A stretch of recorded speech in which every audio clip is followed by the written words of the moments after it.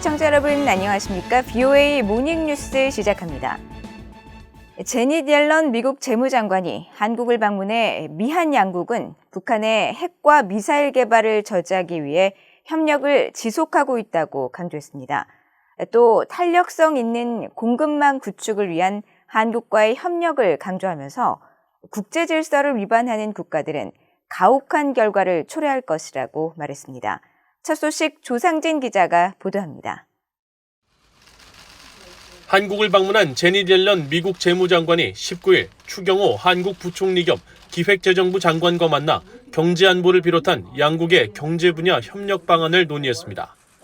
옐런 장관은 모두 발언을 통해 북한의 계속된 핵과 탄도미사일 개발을 지적하며 미한 양국 간 변함없는 공조 의지를 강조했습니다. The United States and Republic of Korea continue to work in lockstep to limit North Korea's continued development and proliferation of its nuclear and missile programs. 옐런 장관은 또 러시아의 우크라이나 침공에 따른 전 세계적인 금융, 유가 시장 동향과 공급망 피해의 우려를 나타내면서 이 같은 어려움에 맞서 양국이 협력해야 한다는 뜻을 전했습니다. 추 장관도 코로나 팬데믹 등에 따른 공급망 교란과 우크라이나 전쟁 이후 원자재 가격 급등에 따른 물가 상승, 이로 인한 통화 긴축이 금융시장 불안과 경기 둔화 우려를 초래하고 있다며 이에 대비한 양국 간 재반 협력 문제에 대해 깊게 논의할 것이라고 말했습니다. 옐런 장관은 또 윤석열 한국 대통령을 예방하고 탄력성 있는 공급망 구축을 위한 한국과의 협력을 거듭 강조했습니다. 한국 대통령실은 옐런 장관과 윤 대통령이 한미 관계가 안보 동맹을 넘어 산업 기술 동맹으로 발전해 나가야 한다는 점에 대해 공감했으며 지난 5월 미한 정상회담에서 양국이 합의한 외환 시장과 관련한 긴밀한 협의에 대해서도 논의했다고 밝혔습니다. 또 윤 대통령은 옐런 장관의 방문으로 양국 간 글로벌 포괄적 전략 동맹 관계가 경제 안보 분야까지 확대되는 계기가 됐다며 환영의 뜻을 표하고 전 세계적인 인플레이션 문제를 언급하면서 국제 공조와 양국의 적극적 협력을 통한 해결을 강조했다고 전했습니다. 당초 예상됐던 대북 제재 관련 논의는 이뤄지지 않은 것으로 알려졌습니다.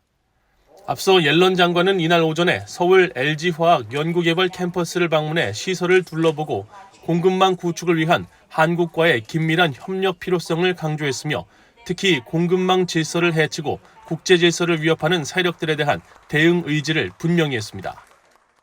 We will impose harsh consequences on those countries that abuse or break that order, as we've demonstrated with our unprecedented response to Russia's aggression. 옐런 장관은 독재 정치를 하는 국가들은 세계 경제에 큰 타격과 압력을 주고 있다면서 중국 같은 나라들이 경제를 방해하거나 지정학적 지렛대를 행사하기 위해 특정 분야에서의 시장 지배적 지위 활용을 허락할 수 없다고 말했습니다. 그러면서 우리의 목표는 자유롭고 안전한 무역을 확립하는 것이라며 경제 회복력과 성장, 공급망 회복에 집중해 파트너와 동맹국 간 더 굳건한 경제 성장을 이루도록 해야 한다고 강조했습니다. VOA 뉴스 조상진입니다. 한국 정부가 19일 국무회의를 통해 지난 5년간 공석이던 북한인권 국제협력대사에 이신화 고려대 정치외교학과 교수를 임명하는 안건을 의결했습니다.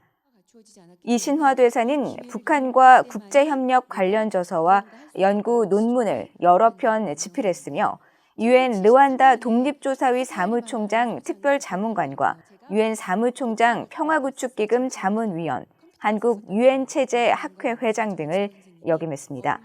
한국 대통령실은 북한 인권대사 임명은 국제사회 협력 속에서 북한 인권 개선에 주도적으로 나서겠다는 윤석열 정부의 뜻이 잘 표현된 것이라면서 이와 함께 미뤄져 왔던 북한 인권재단 출범을 적극 추진할 예정이라고 밝혔습니다. 한국에서는 북한 인권법에 따라 외교부에 북한 인권대사를 둘 수 있게 돼 있지만 2017년 9월 이정훈 초대 대사가 임기 만료로 물러난 뒤 전임 문재인 정부가 후임 인선을 하지 않았으며 북한 인권재단도 지난 정부의 소극적 태도로 국회가 재단 이사를 추진하지 않아 재단 출범이 미뤄져 왔습니다. 북한 등 적국들의 군사 역량을 평가한 연례 보고서를 공개하도록 하는 내용의 법안이 미국 하원에 발의됐습니다. 이 법안은 북한 같은 나라의 핵 미사일 전력에 관한 평가도 요구했는데 최근 하원 본회의를 통과한 국방수권법안에도 관련 내용이 포함됐습니다. 이조은 기자가 보도합니다. 미국 공화당의 단 베이컨 하원 의원이 지난 12일 발의해 하원 군사위원회에 보낸 군사위협 인식 법안입니다. 이 법안은 북한을 포함한 중국, 러시아, 이란 등 4개국의 군사력을 평가한 보고서를 공개하도록 하는 내용입니다. 국방장관이 국가정보국장과 협의해 해당 국가별 군사 역량에 관한 평가 보고서를 2027년까지 향후 5년 동안 매년 1월 30일까지 국방부 웹사이트에 공개해야 한다는 겁니다. 법안은 특히 해당 국가의 안보 전략과 군사 전략, 그리고 이런 전략들의 목표와 동향에 관한 평가를 보고서에 담도록 했습니다. 또 해당 국가가 재래식 전력과 비재래식 전력, 그리고 핵과 미사일 전력 개발에 연간 투자하는 자금 규모의 추정치와 비재래식 전력에 관한 평가도 포함하도록 했습니다. 법안은 특히 재래식 전력에 대해 다른 비재래식 전력과 탄도미사일 전력, 그리고 순항미사일 전력 이외에 육해공과 사이버 공간, 그리고 전자기 영역에서 작전을 수행하도록 설계된 군사 전력을 의미한다고 말했습니다. 또 비재래식 전력은 일반적으로 해당 국가의 특수작전 부대와 연관돼 임무를 수행하는 전력을 의미한다고 규정했습니다. 법안은 또 북한 등 적국들의 핵미사일 전력에 관한 평가도 보고서에 기술하도록 해 핵무기 역량과 탄도미사일 전력, 그리고 전년도 대비 핵과 미사일 전력의 진전 상황에 대한 평가를 담아야 합니다. 이 법안은 2023 회기연도 국방수권 법안에 대한 수정안으로도 제출돼 지난 15일 하원을 통과했습니다. 의회는 매년 국방수권법을 통해 북한과 같은 적국들의 군사력 평가를 보고하도록 했는데 평가 보고서를 공개적으로 발표하도록 하는 방안이 추진되는 건 이번이 처음입니다. VOA 뉴스 이존입니다. 미국의 전직 관리들은 한국과 일본의 협력이 영내 동맹들 간 네트워크를 강화해 공동 이익을 증진하려는 바이든 행정부의 아시아 구상의 핵심이라고 강조했습니다. 한일 관계 개선을 위해서는 안보 문제 등 협력 가능한 분야에 집중하고 역사 문제는 지속적으로 타협점을 찾아갈 것을 제안했습니다. 박형주 기자입니다. 크리스토퍼 존스턴 전 백악관 국가안보회의 동아시아 국장은 18일 VOA에 한국과 일본 모두 관계 개선에 대한 분명한 의지가 있어 고무적이라고 말했습니다. 그러면서 일본에서 열린 이번 한일 외교장관 회담은 매우 긍정적이며 관계 개선의 계기를 구축하는 신호라고 평가했습니다. So a close trilateral relationship between Japan, Korea, and the United States is one of the highest priorities of the Biden administration. A close trilateral relationship makes all three countries stronger. It strengthens deterrence against North Korea when the three countries are close and working together. It helps with managing relations with China and pushing back on things like economic coercion when the three countries are able to speak with one voice. 제임스 주몰트 전 국무부 동아태 담당 부차관보는 한국과 일본의 협력은 바이든 행정부의 아시아 전략에서 핵심이라는 점을 강조했습니다. The United States is trying to strengthen a system of what they call networked alliances. And this means that U.S. has many friends and allies in the region who work together with a sense of common purpose. And Korea and Japan are the two most important allies of the United States in the region. So from our perspective, it's very important to see Korea and Japan working together to promote shared interests. 미첼리스 전 국무부 정책기획실장은 점증하는 북한과 중국의 위협 등 영내 모든 위협과 도전 요소를 다루기 위해 한일 양국 간 군사적 협력과 조율을 강화하고 전략적 공조를 이루는 것이 필요하다고 지적했습니다.